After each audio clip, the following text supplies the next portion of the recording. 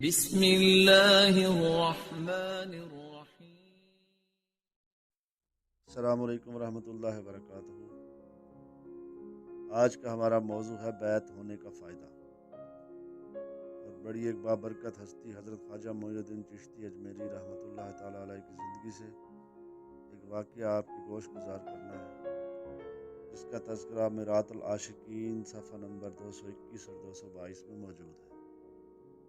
حضرت معین الدین چشتی اجمیری قدس سرہ العزیز کی عادت مبارکہ تھی کہ آپ ہمسائے کے ہر جنازے پر پہنچتے تھے۔ اکثر اوقات میت کے ساتھ قبر پر بھی تشریف لے جاتے، اور تدفین کے بعد جب لوگ چلے جاتے تو پھر بھی کچھ وقت کے لیے آپ رحمۃ اللہ تعالیٰ علیہ قبر پر بیٹھے رہتے۔ ایک دن حضرت خواجہ ہرونی رحمۃ اللہ تعالیٰ علیہ کا ایک مرید فوت ہو گیا۔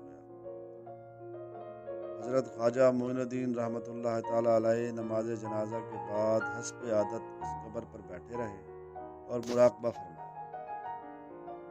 حضرت خواجہ قطب الدین بختیار کاکی رحمۃ اللہ تعالیٰ علیہ بھی ان کے ہمراہ تھے۔ اچانک حضرت معین الدین رحمۃ اللہ تعالیٰ علیہ دہشت کے عالم میں اپنی جگہ سے گھبرا کر اٹھے، اور آپ رحمۃ اللہ تعالیٰ کے چہرہ مبارک کا رنگ متغیر تھا، یعنی تبدیل ہو چکا تھا۔ کچھ وقت کے بعد آپ رحمۃ اللہ تعالیٰ علیہ کی طبیعت بحال ہوئی تو آپ رحمۃ اللہ تعالیٰ نے فرمایا، بیعت بھی عجیب چیز ہے۔ حضرت خواجہ قطب الدین بختیار کاکی نے عرض کی کہ میں نے عجیب کیفیت دیکھی ہے۔ پہلے آپ رحمۃ اللہ تعالیٰ علیہ کا رنگ متغیر ہو گیا تھا اور پھر کچھ وقت کے بعد بحال ہو گیا تھا، اس کی کیا وجہ تھی حضور؟ تو حضرت خواجہ معین الدین چشتی رحمۃ اللہ تعالیٰ علیہ نے ارشاد فرمایا، جب لوگ اس کی میت کو دفن کر چلے گئے تو اس کے عذاب دینے کے لیے 2 فرشتے آئے۔ وہ اسے عذاب دینا چاہتے تھے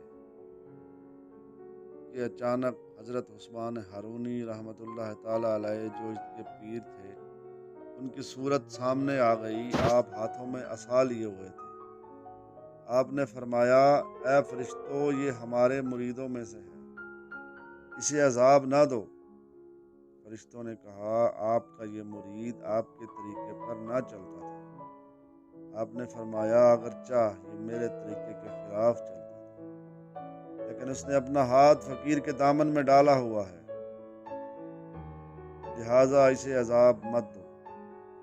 غیب سے حکم ہوا، اے فرشتو، اسے چھوڑ دو۔ ہم نے اس کے پیر کے طفیل اس کے گناہ بخش دیے۔ طریقت کی بیعت ایسے کٹھن مرحلوں میں کام آتی ہے۔ بے شک بیعت بھی کیا چیز ہے، ایک عجیب چیز ہے بیعت، جو ہماری بخشش اور اخروی کامیابیوں کے لیے بہت ضروری ہے۔